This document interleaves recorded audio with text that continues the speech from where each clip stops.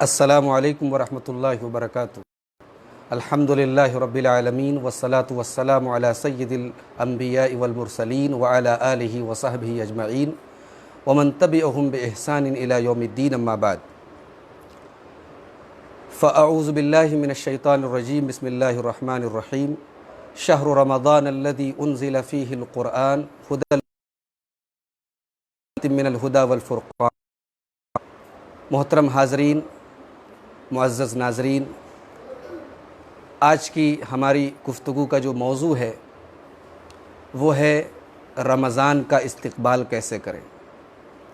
محترم ناظرین، رمضان کا بابرکت مہینہ اب ہم سے چند قدم کی دوری پر ہے، اور انشاءاللہ اللہ تعالیٰ نے اگر ہم سب کو حیات دی تو ایک مرتبہ پھر یہ بابرکت مہینہ ہم سب کی زندگی پر سایہ فغن ہونے والا ہے۔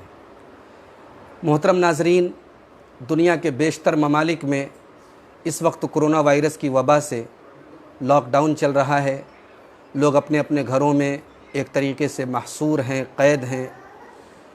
ان حالات میں رمضان کا یہ مبارک مہینہ ہم کس طریقے سے گزاریں، اس کا استقبال کیسے کریں، انشاءاللہ آج ان پہلوؤں پر ہم آج آپ کے سامنے گفتگو کریں گے۔ معزز ناظرین، رمضان کے متعلق اللہ تعالیٰ نے قرآن مجید کے دوسرے پارے میں سورہ بقرہ کی آیت نمبر 183 سے 186 تک اللہ تعالیٰ نے 4 آیتوں میں رمضان کا اور روزوں کا ذکر کیا ہے۔ اللہ نے فرمایا، یا ایھا الذین آمنوا کتب علیکم الصیام کما کتب علی الذین من قبلکم لعلکم تتقون۔ اے ایمان، فرض کیے گئے جس طرح تم سے پہلے کے لوگوں پر فرض کیے گئے تاکہ تم متقی بنو، تمہارے اندر اللہ کا ڈر پیدا ہو، اللہ کا تقوی پیدا ہو۔ آگے فرمایا، فمن کان منکم مریضا او علی سفر فعدۃ من ایام اخر۔ اگر کوئی شخص بیمار ہے یا مسافر ہے، سفر میں ہے، تو اس رکھنے کی ضرورت نہیں ہے، وہ بعد میں آگے اللہ تعالیٰ نے قرآن کے ساتھ جوڑتے ہوئے فرمایا، شہر رمضان الذی انزل فیہ القرآن۔ رمضان کا مہینہ ہی وہ بابرکت مہینہ ہے جس میں قرآن کریم نازل ہوا۔ ھدی للناس، جو پوری مانوتا کے لیے، پوری انسانیت کے لیے ہدایت ہے۔ وبینات من الہدی والفرقان، اور اس کتاب کے اندر ہدایت کی اور حق اور باطل کے درمیان فرق کرنے والی کھلی ہوئی آیتیں ہیں۔ پھر آگے اللہ تبارک و تعالیٰ نے رمضان کے روزوں کو دعا کے ساتھ جوڑتے ہوئے فرمایا، وَإِذَا سَأَلَكَ عِبَادِي عَنِّي فَإِنِّي قَرِيب۔ اے میرے نبی، جب آپ سے میرے بندے سوال کریں اللہ کے بارے میں تو آپ انہیں جواب دے دیجئے کہ اللہ قریب ہے۔ اِذَا دَعَانِ، اللہ دعا کرنے والے کی دعا کو قبول کرتا ہے۔ فَلْيَسْتَجِيبُوا لِي وَلْيُؤْمِنُوا بِي لَعَلَّهُمْ يَرْشُدُونَ۔ شرط یہ ہے کہ بندے صرف اللہ سے مانگیں اور اللہ کے اوپر ایمان رکھیں۔ معزز ناظرین، رمضان کا یہ مبارک مہینہ چند دنوں کے بعد ہم اور آپ انشاءاللہ اس مہینے میں داخل ہوں گے۔ سلف صالحین اس مہینے کو پانے کی دعائیں کرتے تھے۔ سلف صالحین دعا کرتے تھے، اللہم بلغنا رمضان، اے اللہ ہمیں رمضان کے مہینے تک پہنچا دے۔ تو ہمارے اور آپ کے دلوں میں بھی یہ خواہش ہونی چاہیے، یہ تمنا ہونی چاہیے کہ اے اللہ یہ برکت والا مہینہ پھر ہمیں مل جائے۔ اور جب ہم رمضان کا چاند دیکھیں تو ہم وہ دعا پڑھیں جو پیارے نبی صلی اللہ علیہ وسلم نے ہمیں سکھائی، اللہم اہلہ علی الایمان والسلامۃ والاسلام ربی وربک اللہ۔ اے اللہ اس چاند کو برکت کے ساتھ، ایمان کے ساتھ، سلامتی کے ساتھ اور اسلام کے ساتھ ہم پر طلوع فرما۔ اے چاند میرا اور تیرا رب اللہ ہے۔ یہ بڑی بہترین دعا ہے جو پیارے نبی صلی اللہ علیہ وسلم نے ہمیں اور آپ کو سکھائی ہے۔ چاند رمضان کے مہینے کا استقبال ہم اس دعا کے ذریعے کریں۔ معزز ناظرین، ہم اور آپ خوش نصیب ہیں کہ اللہ تعالیٰ نے ہماری زندگی میں ایک اور رمضان کی روشنی میں اس بات کو سمجھتے ہیں۔ حضرت طلحہ بن عبید اللہ کہتے ہیں، ابن ماجہ کی صحیح روایت ہے، کہتے کہ اللہ کے رسول صلی اللہ علیہ وسلم کے زمانے میں 2 بھائی، 2 دوست اسلام لائے، 2 دوستوں نے، 2 ساتھیوں نے اسلام قبول کیا۔ تو اس میں سے ایک بھائی جو تھا اشد اجتہاداً، وہ دین کے معاملے میں زیادہ محنتی تھا، زیادہ ایکٹیو تھا، زیادہ چستی اس کے اندر تھی۔ فغزل مجتہد منہما، تو جو محنتی تھا وہ کسی غزوے جنگ میں شامل شہید ہو گیا۔ پھر اس کے بعد جو اس کا دوسرا دوست تھا وہ کچھ دنوں تک زندہ رہا اور پھر اس کے بعد اس کا انتقال ہو گیا۔ حضرت طلحہ کہتے ہیں کہ میں نے خواب دیکھا اور میں نے خواب میں دیکھا کہ میں جنت کے دروازے کے پاس ہوں اور جنت کے دروازے کے پاس وہ دونوں بھائی، وہ دونوں دوست بھی موجود ہیں۔ فخرج خارج من الجنہ، تو جنت سے ایک فرشتہ نکلا اور اس نے اس بھائی سے جس کا انتقال بعد میں ہوا تھا اور جو نیچرل ڈیتھ جس کی ہوئی تھی، جو نارمل طریقے جس کا انتقال ہوا تھا، اس کو وہ جنت میں لے کر کے گیا۔ اس کے بعد وہ پھر آیا فرشتہ اور جو بھائی پہلے جس کی اللہ کی راہ میں شہادت ہوئی تھی اور جو محنتی تھا، جو ایکٹیو تھا، اس کو جنت میں لے کر کے گیا۔ پھر وہ فرشتہ آیا اور مجھ سے کہا کہ تمہارا ابھی وقت نہیں آیا، تم جاؤ۔ اس کے بعد حضرت طلحہ کہتے ہیں کہ صبح جب ہوئی اور میں نے اپنا یہ خواب لوگوں کو بیان کیا تو لوگوں کو بڑی حیرت ہوئی، لوگوں کو میرا یہ خواب سن کر بڑی حیرت ہوئی کہ ایسا کیسے ممکن ہے کہ دو دوست راہ میں شہید ہوا وہ بعد میں جنت میں جا رہا ہے اور جو نارمل طریقے سے انتقال جس کا وہ پہلے جنت میں جا رہا ہے۔ تو اللہ کے رسول صلی اللہ علیہ وسلم کے سامنے یہ بات آئی، آپ نے فرمایا من این ذالک تعجبون، تم لوگوں کو تعجب کس بات پر ہے؟ نے کہا کہ اللہ کے رسول ہمیں تعجب اسی بات پر ہے کہ دو لوگوں میں ایک آدمی زیادہ محنتی تھا اور اللہ کی راہ میں شہید بھی ہوا اور وہ جنت میں بعد میں جا رہا ہے اور اس کا بھائی پہلے جا رہا ہے۔ تو پیارے نبی صلی اللہ علیہ وسلم نے جو جواب دیا وہ ہم سب کے لیے قابل غور ہے۔ اللہ کے نبی نے پوچھا الیس قد مکث بعدہ سنۃ، کیا یہ جو دوسرا بھائی ہے یہ اپنے پہلے والے بھائی کے بعد 1 سال تک زندہ نہیں رہا؟ کہا کہ ہاں اللہ کے رسول 1 سال زندہ رہا۔ پوچھا وادرک رمضان، اس نے رمضان کا مہینہ پایا، فصام، روزہ رکھا، وصلی، نمازیں پڑھی؟ کہا کہ ہاں اللہ کے نبی ایسا ہوا۔ تو آپ نے فرمایا فما بینہما ابعد ما بین السماء والارض، دونوں بھائیوں کے اور دونوں دوستوں کے عمل میں اتنا ہی فرق ہے جتنا زمین اور آسمان کے بیچ میں فرق ہے۔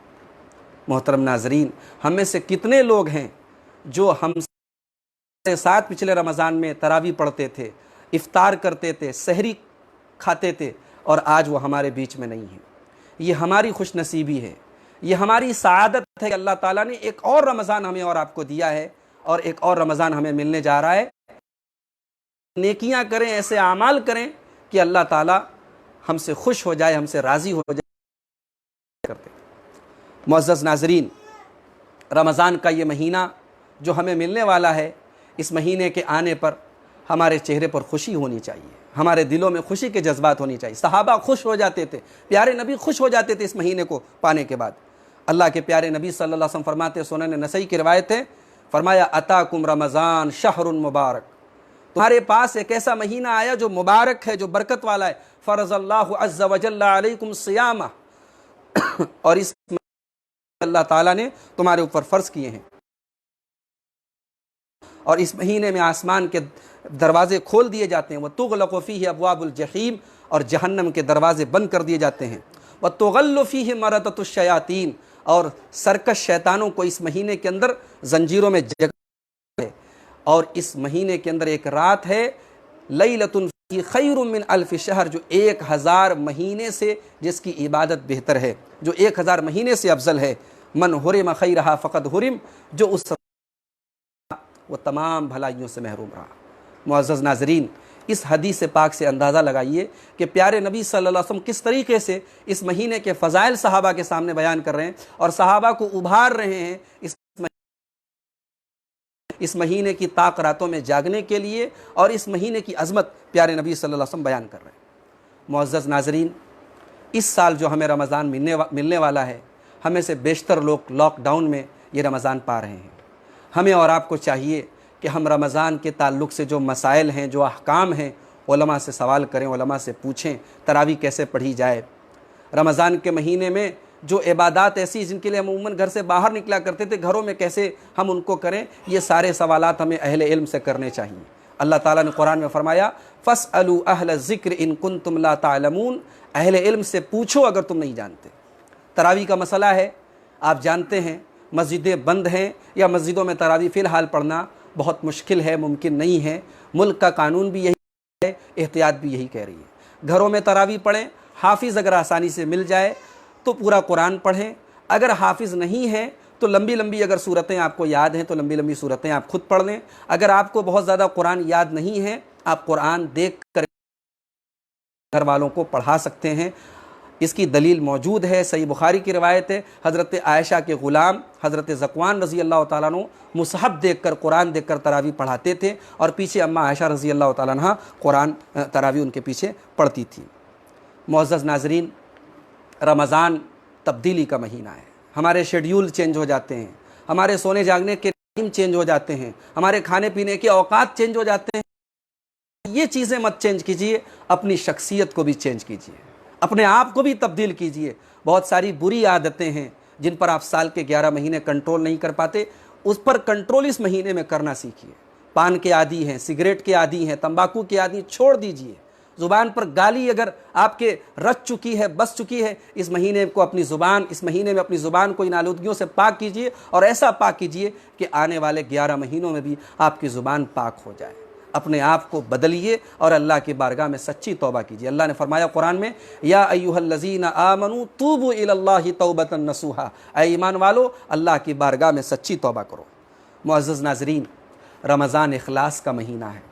آپ غور کریں، روزے کے تعلق سے، قیام اللیل کے تعلق سے پیارے نبی نے جو بھی فضیلت بیان کی ہے وہاں آپ نے ایک لفظ استعمال کیا، احتسابا، من صام رمضان ایمانا واحتسابا، من قام رمضان ایمانا واحتسابا، جو رمضان کا روزہ ایمان کے ساتھ اور ثواب کی نیت کے ساتھ رکھے، دکھاوا نہ ہو، مقابلہ نہ ہو، ایک دوسرے کو معاملہ نہ ہو، بلکہ اخلاص ہو، اللہ کو راضی کرنا ہو۔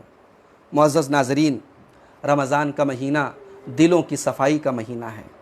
دلوں کو کینوں سے پاک رکھیے، دشمنیوں کو ختم کیجیے، نفرتوں کو بھلائیے، دشمنوں کو دوست بنائیے، ایک دوسرے سے اگر کچھ عداوتیں ہیں ان عداوتوں کو دور کر کے اس مہینے میں ایک دوسرے کے ساتھ دل سے دل ملا لیجیے۔ معزز ناظرین، قرآن کریم اسی مبارک مہینے میں نازل ہوا۔ سال کے 11 مہینے ہم قرآن پر توجہ نہیں دیتے، ہماری کوتاہی ہے۔ کم از کم اس مہینے میں ہم اپنی اس کوتاہی کو دور کریں۔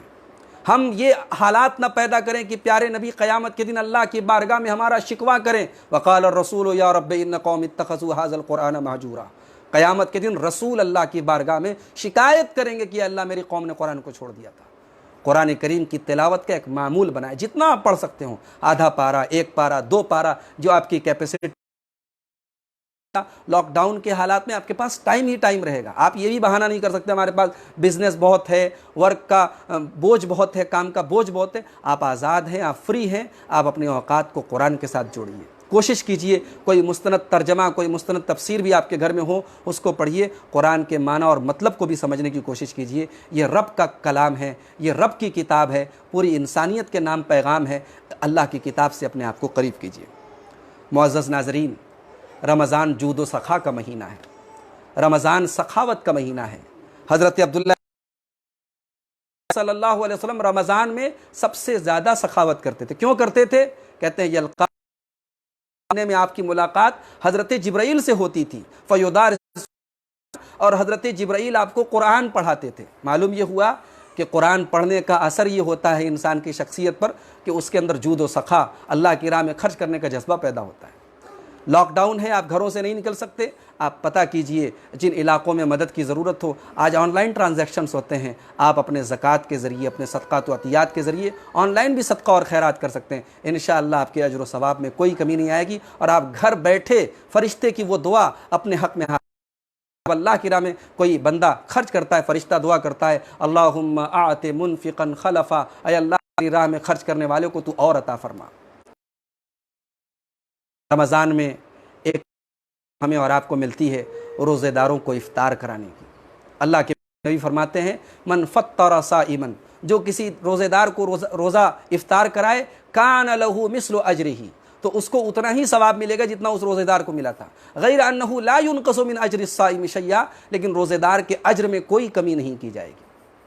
لاک ڈاؤن ہے، آپ کے گھر میں کوئی مہمان نہیں آ سکتا، آپ کے گھر میں کوئی نہیں آ سکتا، آپ کوشش کریں کچھ رقم مخصوص کر دیں افطار کے نام پر، اور اس رقم کو ضرورت مندوں تک پہنچانے کی کوشش کریں۔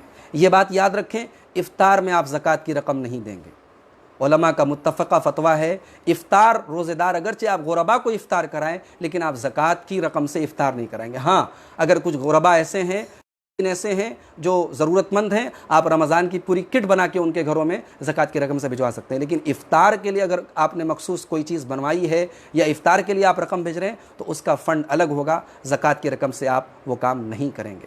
معزز کے تعلق سے چند اہم باتیں ہیں۔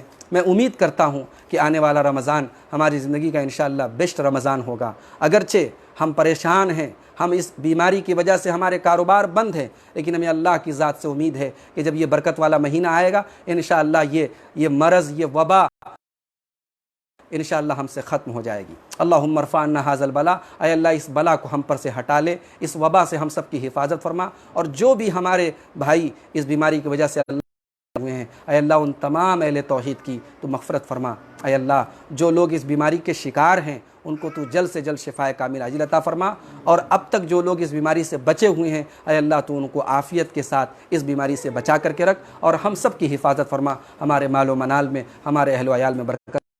آمین۔ وآخر دعوانا ان الحمد للہ رب العالمین، والسلام علیکم ورحمۃ اللہ وبرکاتہ۔